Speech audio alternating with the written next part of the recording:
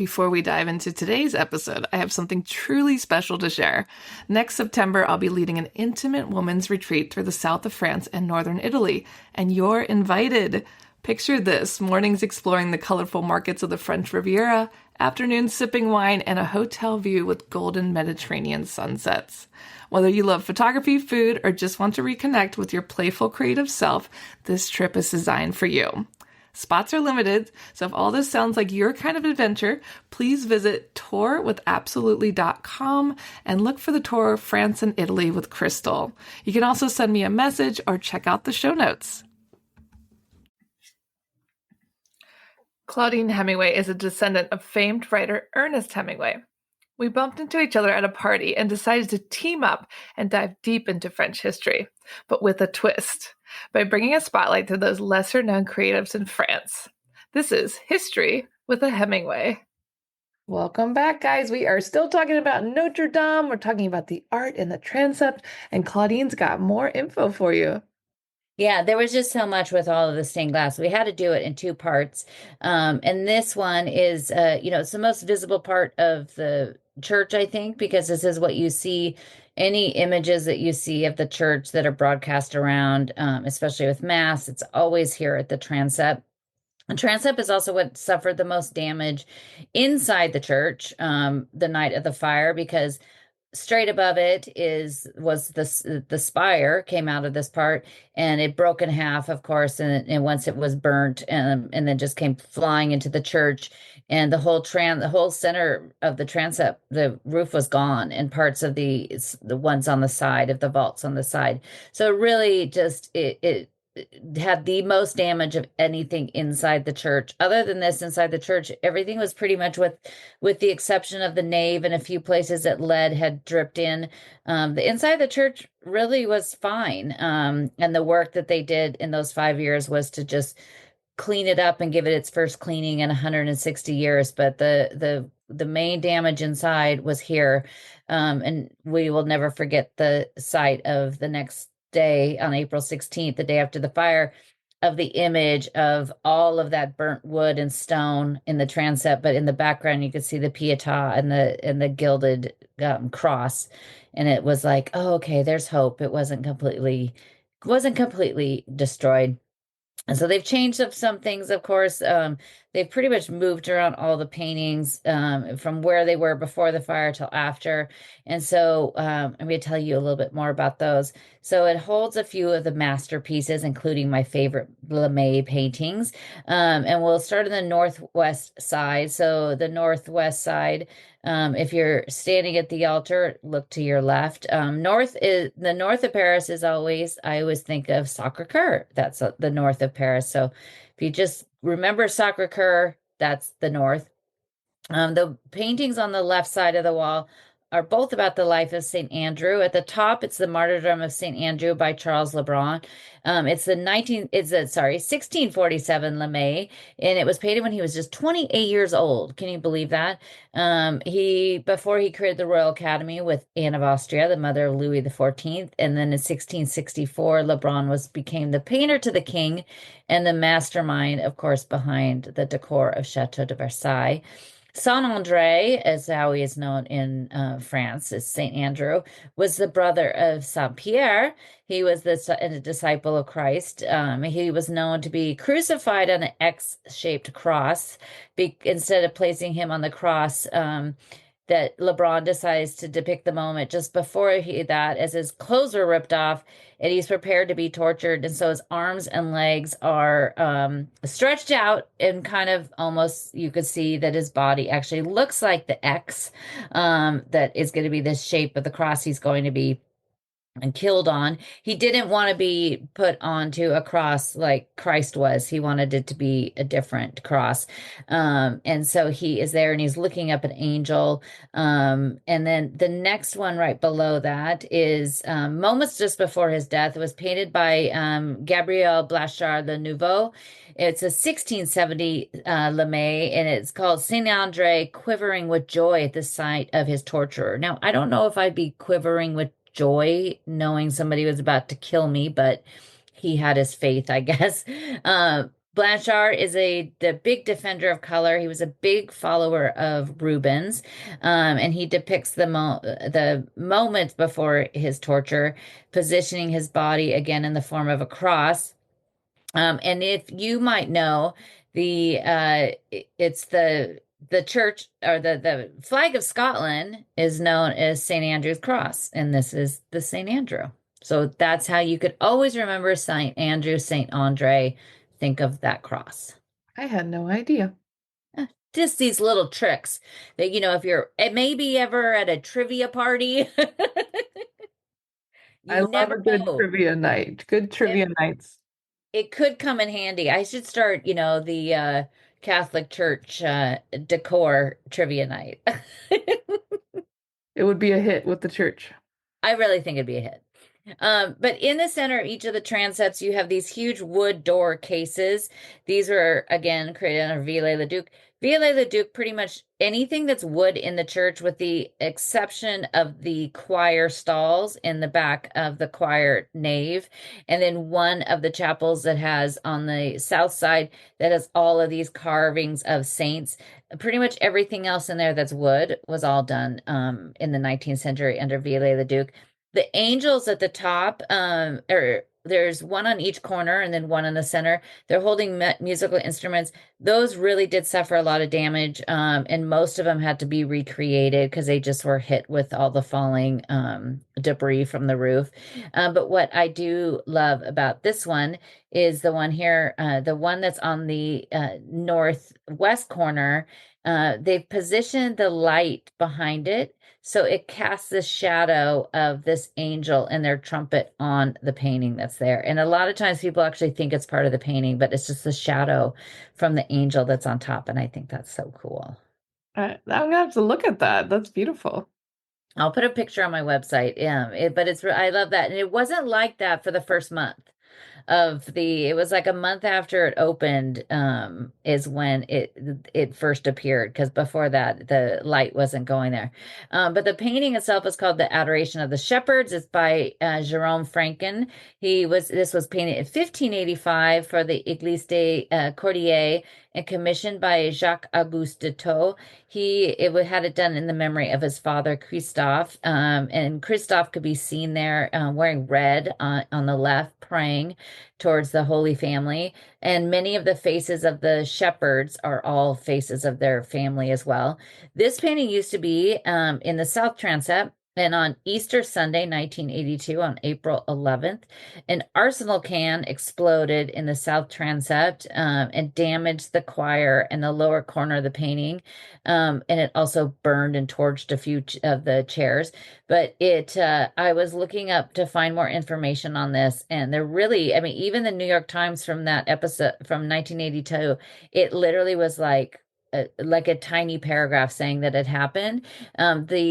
The bishop at the time that was performing, he said for sure it had to be arson, but they've never discovered anything. But I mean, I don't really know why an aerosol can would just explode on its own sitting there in the South Transept. So it probably was arson. But I had never really seen that mentioned before. Yeah, I thought they just really never figured it out. Yeah, so that was 1982. I mean, that we still don't know the cause of the fire in 2019. But there's been a few fires in Notre Dame, but if you try doing any research on it, all you ever get is results of the fire that happened in 2019. We are still waiting on the 14th LeMay that's being added to the church. There's 13 of the LeMays in the church. There's supposed to be a 14th that's going to be added and put above this painting on the right. And you can see the big hooks just waiting for it. It's now been, the church has been open, 5 months now. It's still not here. It was the 1693 LeMays by Joseph Parcel, depicting the preaching of Saint John the Baptist. It once was in Notre Dame from its creation until 1797. Then it was removed during the Revolution to Versailles and then returned in 1802 by Napoleon. And since 1938, it's been in the Musée des Beaux-Arts in Arras, in the north of France, and then until its eventual return here. And it's being restored, so I'm not sure when it's going to arrive, but I can't wait to see it. The altar itself, now we're in the very center of the transept, which is where the altar is, which is where the priests perform everything. The liturgical platform, so when you look at it, you see the big marble with the steps and everything. That's called the liturgical platform. It's supposed to represent the Last Supper. And when you know that, everything on it kind of makes sense. Because I have times people say, "Oh, I don't like the that new altar, it looks weird." But then when you kind of explain, well, that's the Last Supper, and the altar kind of looks like a small table. But the liturgical platform itself was done by Baudin Chateauneuf near Orleans. It created the new platform after the original was destroyed the night of the fire. It's 82 by 26 feet. It weighs 110 tons. It's made of steel. From there, 126 slabs create the steps and 156 slabs for the top. Modern tech was added, including a sound system, electricity, and even air and ventilation. The stones themselves, there's the Molino limestone and the Hainaut blue stone. They come from Portugal and Belgium to match the blue and white stone that is in the rest of the church that was added under Louis the 15th. The entire piece was built before taking it apart and bringing it to Notre Dame. It took over 2 weeks to build it and was finished in the summer of 2024. And when it's amazing to think of how many slabs are in there. But it really was because it is steel. So it's not just, seven full layers. It's, the steps and everything created in steel. It literally just caved in the night of the fire when everything fell onto it. The altar and the pieces on top of it were all done by Guillaume Bardet. He was a sculptor and he's a designer. And it was done, of course, in 2024. The archbishops chose a French designer out of 70 artists who submitted their designs for liturgical furniture. He made his in bronze. The new altar and the furniture represents the cathedral's past, present, and future as well. The altar is located below the center transept and is topped with the keystone of Our Lady, which was also destroyed. But the piece, what he did is he was the only candidate that presented his idea to be created in bronze. Everybody else, their ideas were all in stone.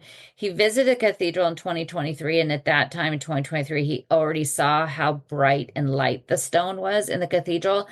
So he thought there's no way a stone altar could compete with that. It would just disappear. So he decided to make it out of bronze. And excuse me, he obviously made a good decision as he's the one that was chosen to create them and what we see today. That's funny that he's the only one that presented, bronze. Yeah, you'd think after out of 70 people, maybe one person would decide not to do it with stone. But I guess if you go into other churches, and then, once I learned that now, when I go into all the churches, I look, and a lot of them, they'll be gilded, metal or, of course, stone. But you see a little bit of everything. But I don't know. I guess everybody just thought, oh, let's do it in stone. But he had thought if I did anything, he would have to use Carrara marble, which is that kind of very almost luminescent white gray, because he thought that's what's going to have to compete, but then he just decided to do it in the bronze. Um, he also had done the baptistry at the very front of the church as well. But the album, which is what is called the altar in the center of it, that is what is kind of rounded. And then on the second night of the opening on December 8th is when they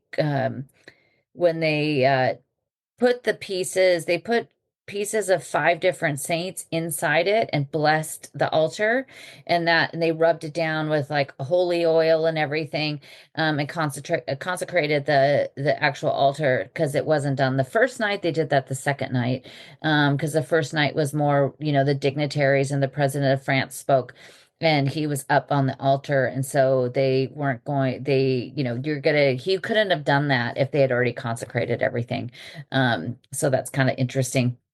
um the everything it was all created off-site, of course, and brought in. But it is amazing that they also put all the technology into it as well. I mean, the technology that was added into Notre Dame made it the most state-of-the-art church in the world anywhere. Because of the fire system they have in there and the fire retardant wires and everything in there. So they really, while they had to build everything in the way that it was in the, 12th, 13th, 14th century, they could use modern science in a lot of it as well. Definitely. I mean, there's so much that went into all of that. It's like crazy what they could do so long ago. So long ago. On the altar, probably the most visible thing that people will notice because she's always lit up is the Madonna and Child statue known as Notre Dame de Paris. So Our Lady of Paris. It dates to the mid 14th century. The statue came from a chapel that's there on the island, just about 2 blocks away. It was the chapel Saint Aignan. It's in the former canon's cloister on the Ile Saint Louis, Ile de la Cité. In 1818, it was placed in the facade at the portal of the Virgin. And then it was placed into the chapel and inside the church in 1855. And so it's been there ever since.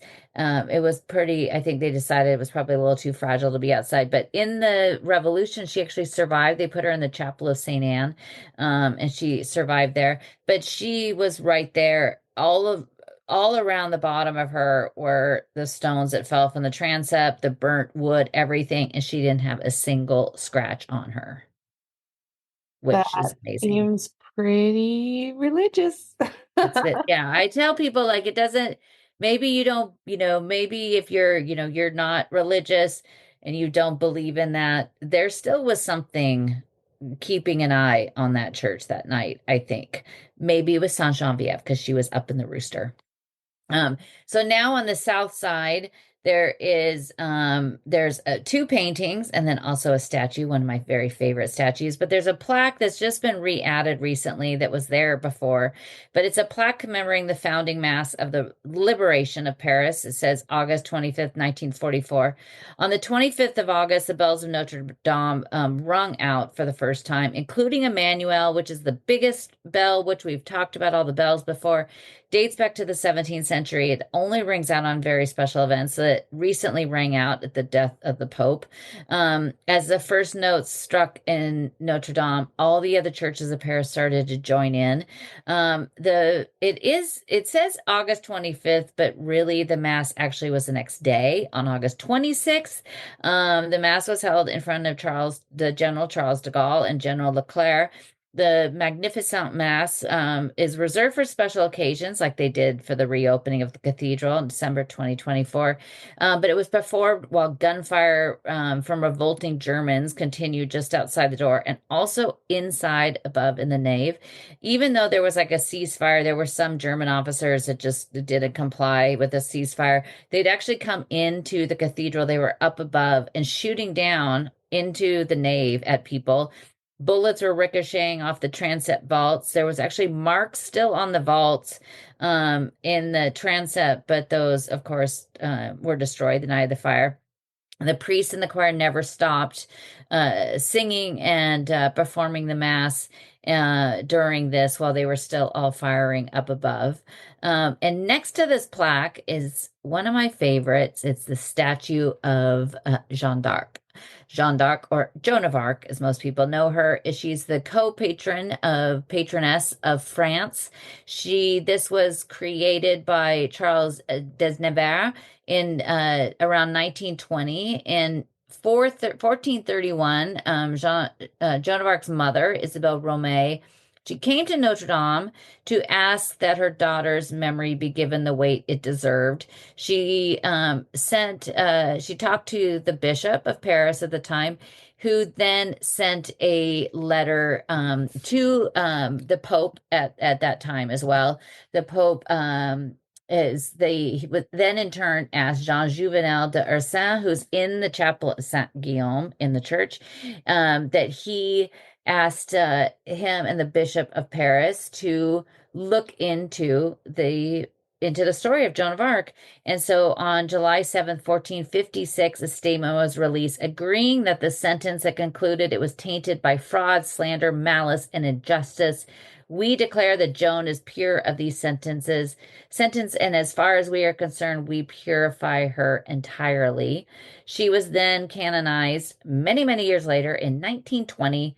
And that was the same year that the artist was asked to create the statue. It was inaugurated in the church on May 7th, 1921, but it's in Notre Dame, which is where she was canonized. So she's very important to France and Paris, but also very important to Notre Dame. And she's, I love Joan of Arc. And whenever before the fire I'd come, I would sometimes just be walking by the church on my ways to somewhere, and I would just pop in really quickly, light a candle to Joan of Arc, and keep going.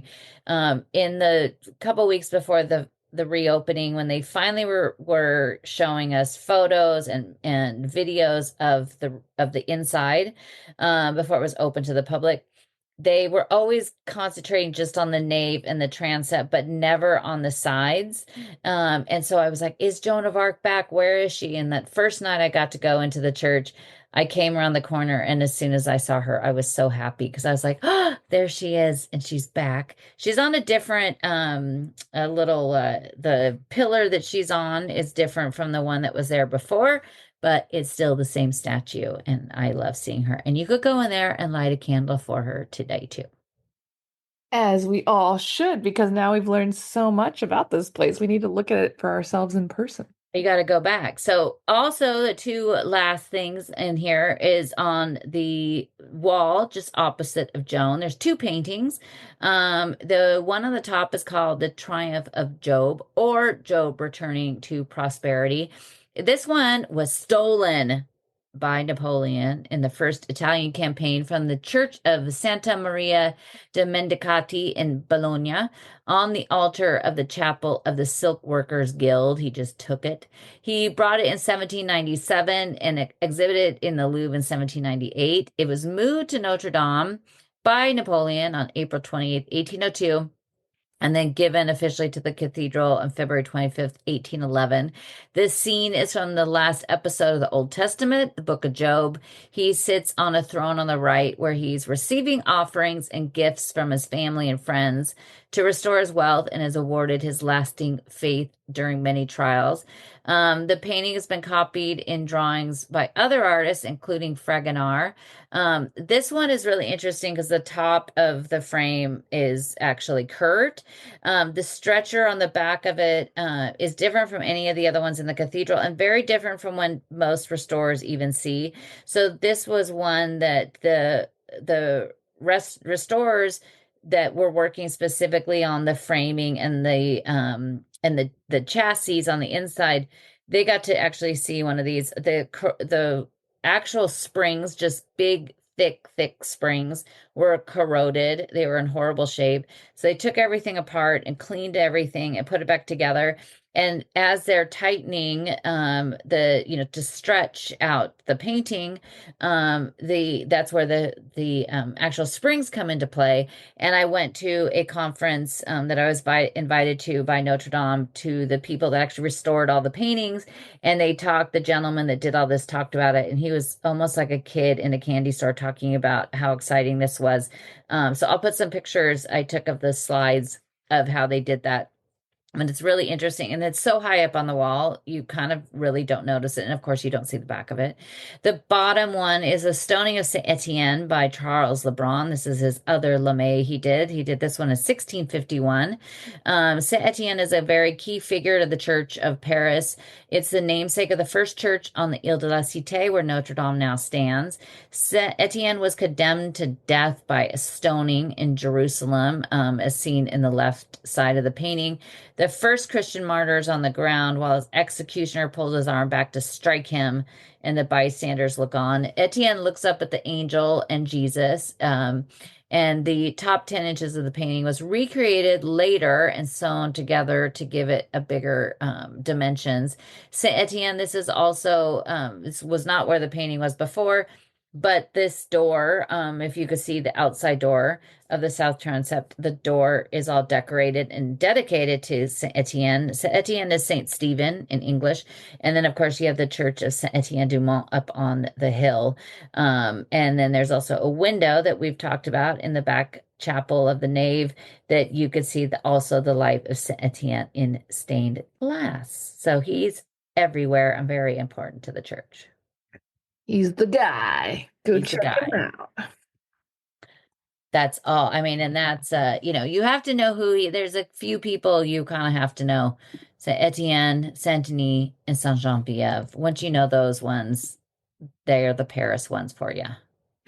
Well, guys, I hope you enjoyed learning all about this. And we're going to share those notes on ClaudineHemingway.com. Make sure you book her for a tour, follow along on her YouTube, and tune in next week. Thanks for listening today, guys. If you're interested in learning more about Claudine, her tours, history, and the beautiful photographs that she posts all over Instagram, tune into her website, ClaudineHemingway.com.